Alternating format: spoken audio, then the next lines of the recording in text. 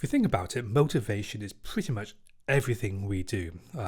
If we're doing fundraising, also if we're trying to recruit volunteers, if we're trying to do its advocacy, to create political change. If you think about political will, is pretty much social motivation. Everything we do relies on motivation. Understanding how motivation works, understanding how to work with motivation that connects and resonates with higher values is pretty much essential for all that we do.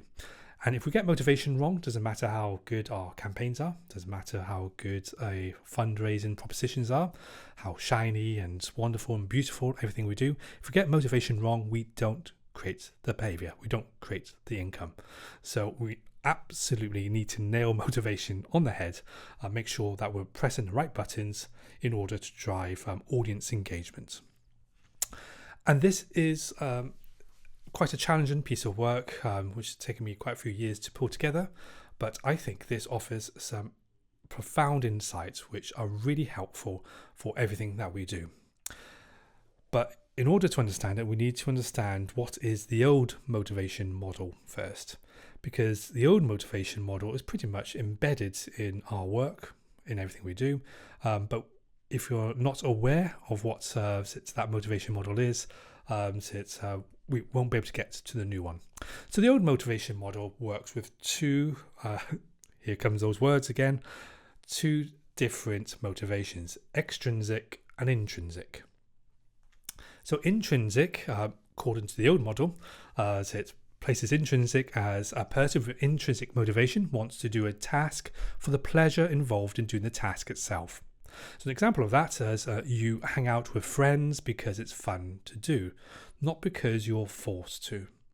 And then extrinsic, by comparison, a person with extrinsic motivation wants to do a task in order to receive an external reward or avoid punishment. An example of that, if you eat your vegetables, you will get your dessert. So you eat them in order to get the reward. And that's pretty much a standard theory around intrinsic and extrinsic. And if you think about it, going to the gym, it's if someone wants to go to the gym because they want the outcome, which is to lose weight or it's a better body shape, they are extrinsically motivated. And those who go to the gym because they enjoy going to the gym, they enjoy the peace of mind, the stress release of actually doing the exercise itself, they are intrinsically motivated. And that's pretty much our standard model. But there's huge problems with this definition of extrinsic and intrinsic. And the problems are outlined in what's called self-determination theory, which is pretty much the dominant motivation theory that drives everything that we do. And in this motivation theory, we have this continuum. And what's interesting is we have 4 stages of extrinsic motivation, but only 1 stage of intrinsic motivation. That's a bit odd, isn't it? So when it comes to extrinsic motivation, when we map these different types of motivation and we apply them to the different hemispheres of the brain, we can actually see when it comes to extrinsic motivation, it's pretty much spot on. We know the left hemisphere likes to seeks utility or purpose, or reward, or seeks pleasure. Also, it does things to avoid suffering, to avoid anxiety. So if you look at stage 1, external regulation, this is reward and punishment, and it's a physical thing. So whether you get a physical reward or you're physically punishment, whether it's a fine or some other form of punishment. So carrot and stick pretty much is stage 1. Stage 2 gets more nuanced because rather than a physical reward, you move to kind of an internal or introjected reward. So you do something to avoid shame or guilt, according to this model, is pretty much stage 2. Stage 3 is identified regulation. You do something because you recognize its importance. It's very important that we do work towards protecting the environment because I've rationalized that as an important value. And I think if you look at the benefits of caring for the environment, obviously it delivers on a greater outcome. So it's very much cerebral thinking that moves us to stage 3. And in stage 4, we move to integrated regulation, which is more about when working with our values and goals. And this is all very good. It's moving us up the motivation continuum to the higher stages, but it's still a form of extrinsic motivation. And then when we get to intrinsic motivation, this is where things, I think, fall apart with self-determination theory. And the basic theory is that to create intrinsic motivation, so you need to have purpose, relatedness, mastery, or autonomy. But when we look at these different aspects and try to apply those into our fundraising propositions, they're not really great. And I've really struggled to work with this model and this thinking around motivation theory. So we get trapped working with extrinsic motivation because it seems to be the only motivation that seems to work. So how do we break out of this old model and how do we create a new one?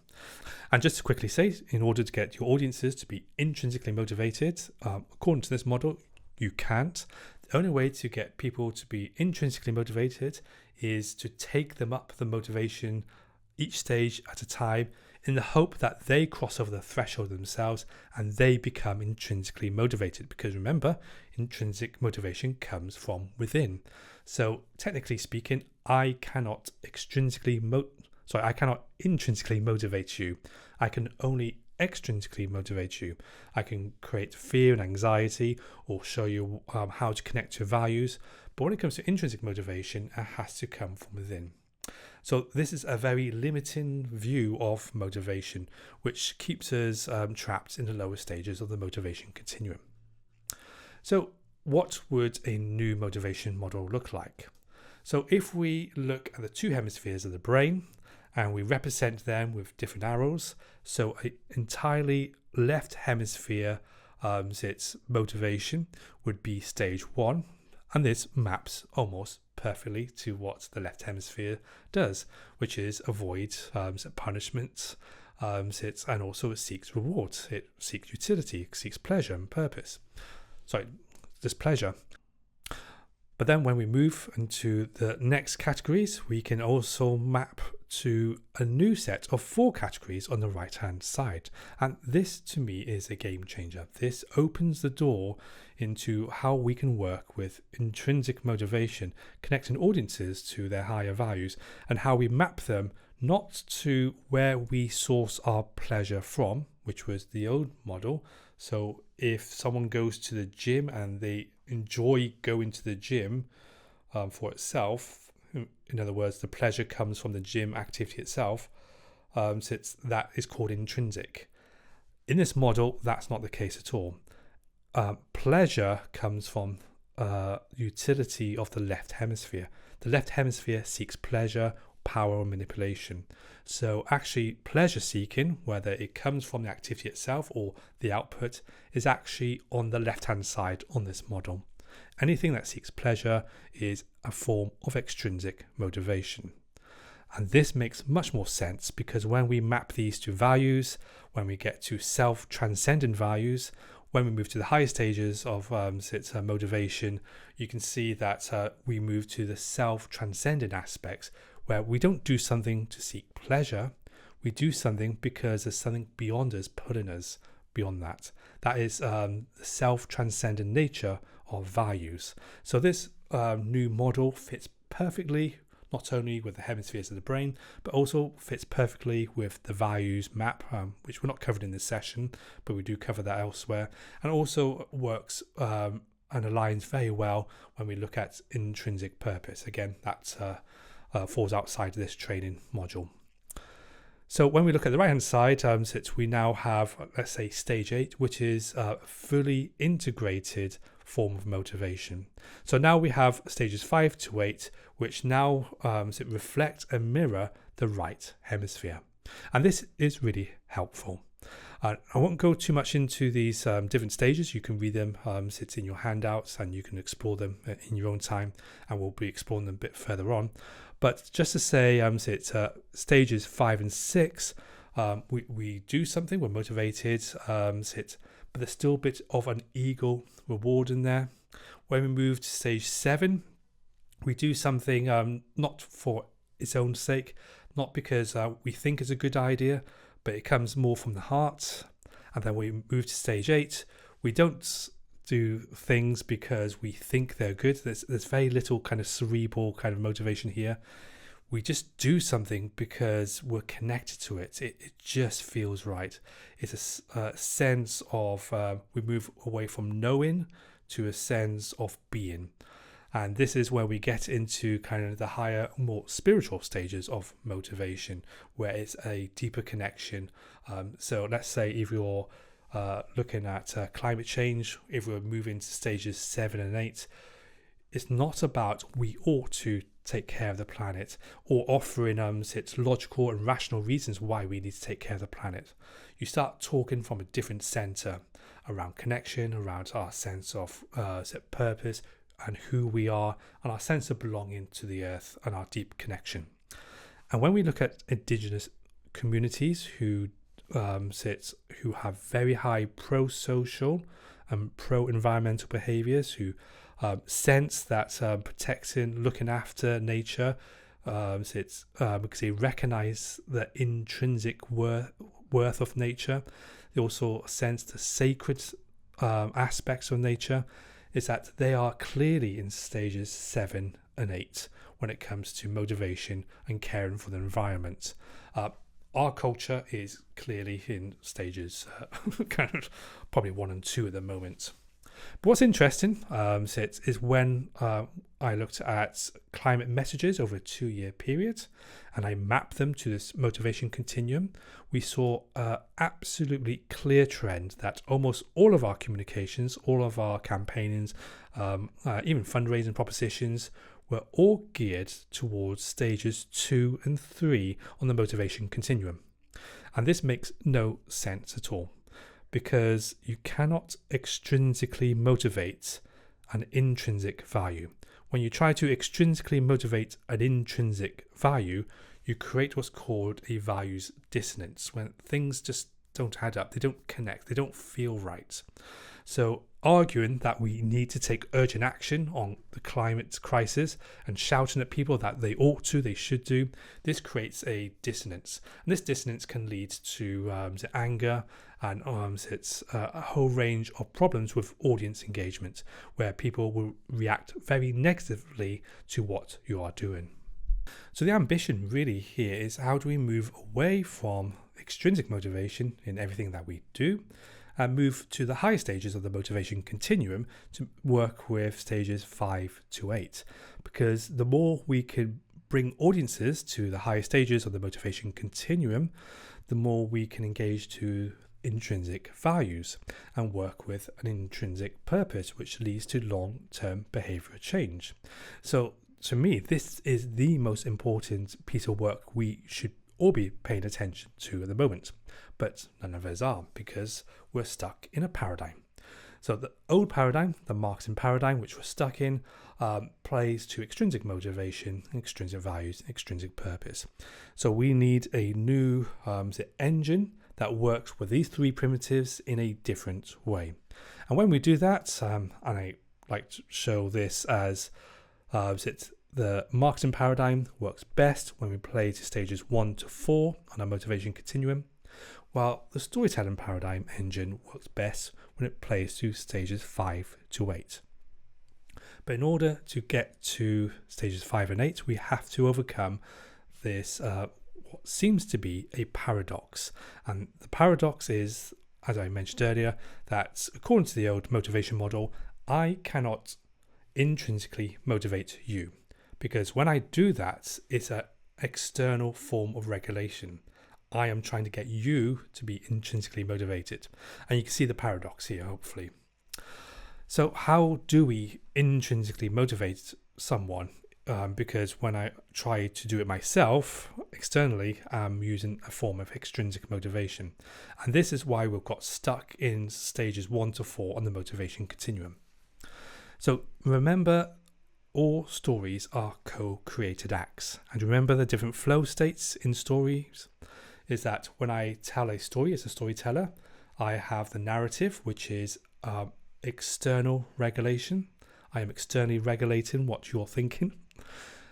And as the audience, you are listening to the story, and you're picking up on the implicit narratives that exist in the story. So that is a form of self-regulation. So what does that mean from our perspective? If you're going to work with stages 5 to 8 on the motivation continuum, you have to be able to communicate at the meta-narrative level of everything we do. So you have to know how to work with meta-narratives to drive motivation. As soon as I try to make it explicit, I try to get you to do something, I am moving to extrinsic motivation. So the left hemisphere is a manipulative mindset. It's all about how do I get you to do something. When we move to storytelling and think about the greatest stories that have changed culture and history, it have not been stories that told people to do something or given a list of things that we ought to, should do. There's no form of extrinsic motivation in these stories. It's all about how do you awaken your audiences to something deeper within. And through that experience, something awakens, and it's usually your higher values. So how do we work with a way of motivating by using meta-narratives to drive the motivation proposition, the fundraising propositions. So if that doesn't make sense, don't worry, we'll try to make sense of that as we move into the practical section of this training.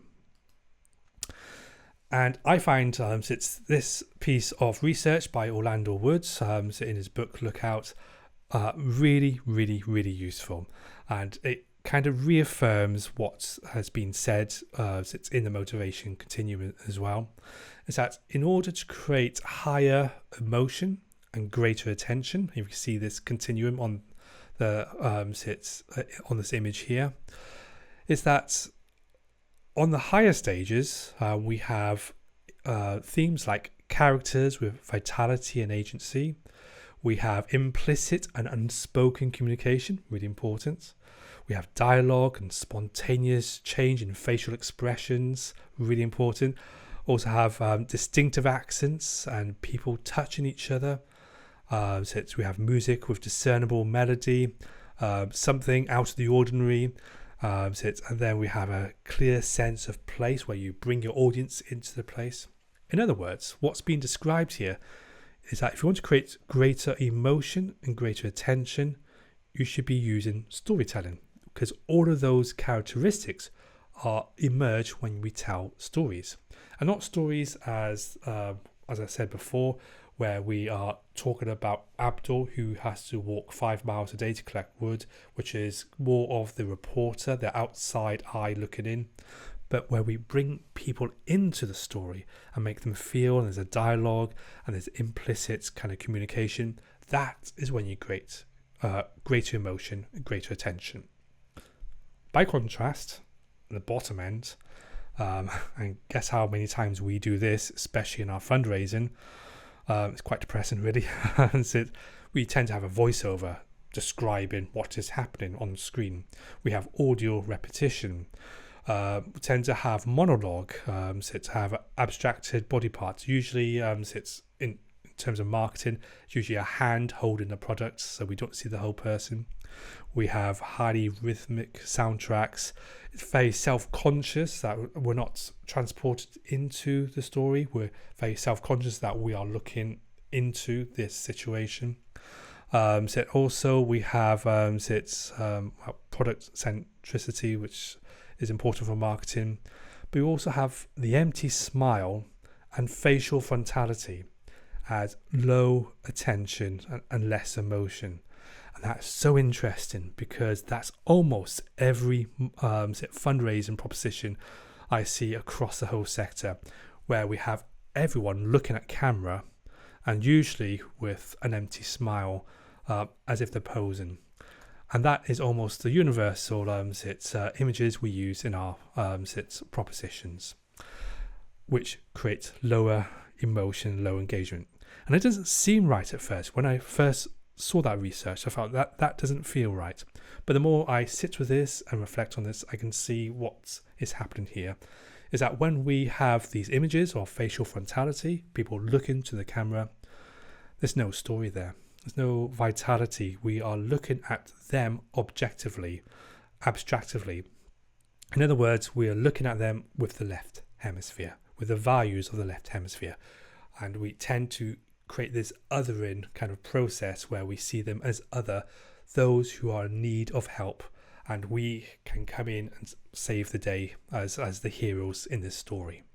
So very subtly, it's in our images, we are creating low engagement, low emotion, and also we're creating the foundations for unethical storytelling, which tend to place the beneficiaries as other, as objective. So in our marketing, we create the subject as an object, if that makes sense. It's in order to create the motivation to give. So we can see some clear trends emerging from the left hemisphere attention and the right hemisphere attention. So the question now is, how do we get out of the trap of the marketing paradigm, which keeps us in the lower stages of the motivation continuum?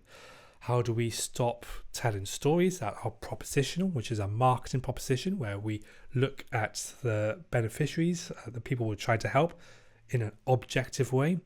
And how do we create fundraising propositions that don't fall for these traps, which have low emotion and low engagement? And how do we move to a much more authentic, richer storytelling narrative and way of working that really engages audiences in a more holistic way, and also works towards our higher values, works within an ethical storytelling framework, and does all the good stuff that we really struggle to do? And to do that, we need to move to the storytelling paradigm. Storytelling paradigm will take a while to learn. It's not straightforward. It's a completely different culture. But taking time to learn it will open our eyes into new ways of working. So in this next section, we're going to be looking at different fundraising propositions, which look at and explore the different stages of the motivation continuum, and try to get a sense of what moving from the lower stages of the motivation continuum, what it looks like when we move to the higher stages. What does fundraising look like in the new paradigm? So in our next section, we'll explore these aspects and we'll give you some real examples which we can look through and explore together.